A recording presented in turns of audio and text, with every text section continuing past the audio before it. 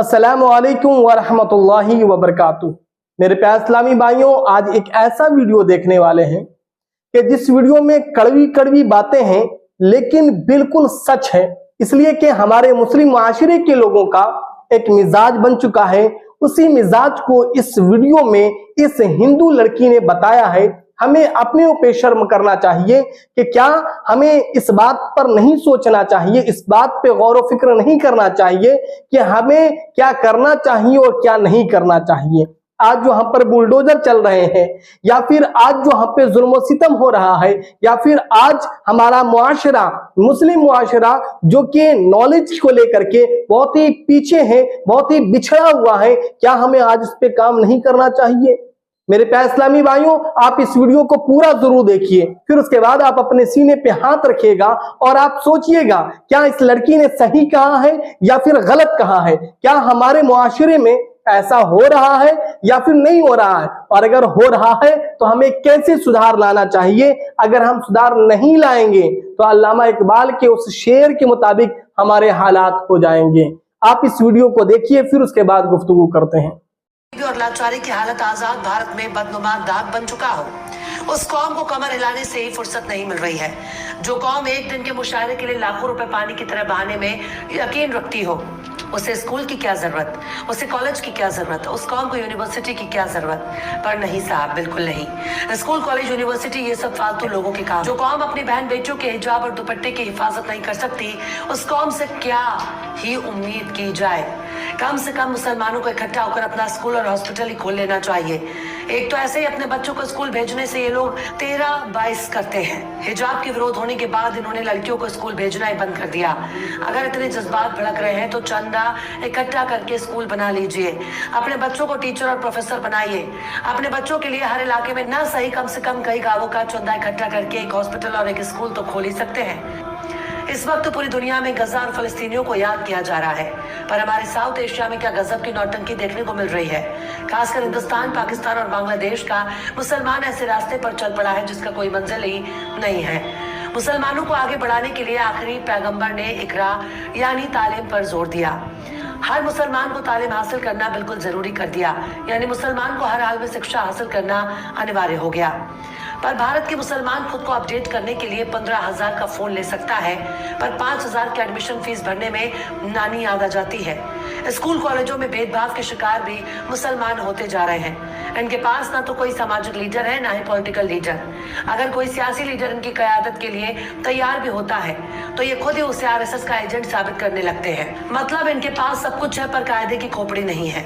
बच्चों को higher education से बिल्कुल दूर रखना चाहते हैं। खासकर लड़कियों के मामले में मुसलमान दिन ब दिन पिछड़ता जा रहा है। ये एकजुट होकर दरगाह बनाने के लिए पैसा इकट्ठा कर सकते हैं, एकजुट होकर कव्वाली के लिए चंदा वसूल कर सकते हैं, एकजुट होकर मुशायरे के लिए चंदा बटोर सकते हैं, एकजुट होकर महज एक रात के लिए बड़े शायर को बुलाने के लिए 5 लाख का चंदा इकट्ठा कर सकते हैं, पर एकजुट होकर खुद के लिए स्कूल, कॉलेज, यूनिवर्सिटी बनाने के लिए पैसा इकट्ठा नहीं कर सकते। फिरका परस्ती के नाम पर आपस में लड़ाने वाले मौलाना की तकरीर के लिए इनके पास पैसा है, पर अपने बच्चों को पढ़ाने के लिए ना तो इनके पास पैसा है, ना ही हौसला। एक फर्जी मुकदमा अगर पड़ोसी पर दर्ज हो जाता है तो हफ्तों तक मोहल्ले वाले उसके घर की तरफ नजर उठाकर भी नहीं देखते। यह है मुसलमानों का हाल। यूं ही कोई बुलडोजर लेकर नहीं पहुंच जाता। मुर्दों के बीच हर चलने फिरने और टोपी लगाने वाली लोग जिंदा नहीं कहे जा सकते। जिंदा होने के लिए जिंदा नजर आना भी जरूरी है। इनके पास सब कुछ है, पर इकट्ठा होकर अपना नेता चुनकर संसद और विधानसभा में पहुंचाने की ताकत नहीं है। अगर मुसलमानों के बीच से कोई एक नेता खड़ा हो जाता है, उसको गिराने के लिए खुद इन्हीं के बीच से एक और मुसलमान खड़ा होकर मुकाबला करता है। लिहाजा ऐसे ऐसे लोग चुनाव जीतकर मुसलमानों के सिर पर तांडव करने लगते हैं, जिनको मुसलमान तो छोड़ दीजिए, हिंदुओं में ही ज्यादातर लोग नहीं जानते। मतलब आपस में लड़कर ये दूसरों को जिताने में यकीन रखते हैं, पर औकात नहीं है कि खुद का कोई नेता चुन सके जो इनकी सदन में आवाज पहुंचा सके। इस वक्त मुसलमानों ने बस एक ही महारत हासिल कर ली है, और वो है थाना। मुस्लिमों में कोई नेता मिले ना मिले, लेकिन दलाल जरूर मिल जाएंगे जो थाने की दलाली करते हैं, जो आपके बीच में घुसकर मुखबिरी करते हैं और दारू मुर्गा के लिए अपना ईमान बेच देते हैं। इसी तरह से जमीन की दलाली में मुसलमानों ने झंडे गाड़ रखे हैं। अगर शहरों की बात की जाए तो इनको पैसे की इतनी हवस है, ये दाढ़ी टोपी कर दलाली करते हैं ताकि दूर से कोई भी इनके बहुत बड़ा मुत्तकी और परहेजगार आदमी समझे। पर इनकी दाढ़ी के पीछे सारे ऐप छिपे हुए हैं। मिसाल के तौर पर दिल्ली का औखलात देख लीजिए। जब से दिल्ली और दिल्ली के आसपास के इलाकों में हिंदू मुस्लिम के बीच नफरतों का सिलसिला शुरू हुआ, तब से ही हर कोई सीधे ओखला में आना चाहता है। यहाँ कई इलाके ऐसे हैं जहाँ अवैध इमारतें बनी हुई हैं, जहाँ जरूरत पड़ने पर एम्बुलेंस और फायर ब्रिगेड भी नहीं घुस सकते। ऐसे इलाकों में किराए पर कमरे और फ्लैट की दलाली इतनी जोर शोर से चल रही है कि ऐसा लगता है कि मानो मुसलमान इलाके के नाम पर आपको गर्दन काट कर पैसे लेने लगेंगे। दरगाहों के बाहर इन लोगों की बड़ी बड़ी दुकानें मौजूद हैं, जहाँ ये रूहानी इलाज के नाम पर अपना धंधा चला रहे हैं। मतलब जिस झाड़ फूक और जादूगरी को इस्लाम में हराम करार दिया गया, जिस झाड़ फूक के धंधे में पाए जाने पर मुस्लिम देशों में सजाए मौत का प्रावधान मौजूद है, वही झाड़ फूक मौलवियों का धंधा बन चुका है। झाड़ फूक के नाम पर ये लोग जिन्नातों को अपने वश में करने का दावा करते हैं, पड़ोसी को पड़ोसी का दुश्मन बना देते हैं, भाई को भाई के जाने दुश्मन बना देते हैं। अगर इनके पास इतनी ताकत है तो इसराइल जाओ और नेतन्याहू का डायपर निकाल कर लाओ।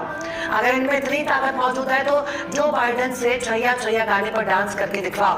पर यकीन मानिए, अगर मुसलमान दीन दुनिया के इल्म से बिल्कुल अनजान रहेगा तो उनके साथ ऐसा ही होगा। मुसलमान चुपचाप खुद का स्कूल, कॉलेज, यूनिवर्सिटी, यहाँ तक कि हॉस्पिटल भी बना सकते हैं, और इसके लिए मुशायरे से दूरी बनानी पड़ेगी।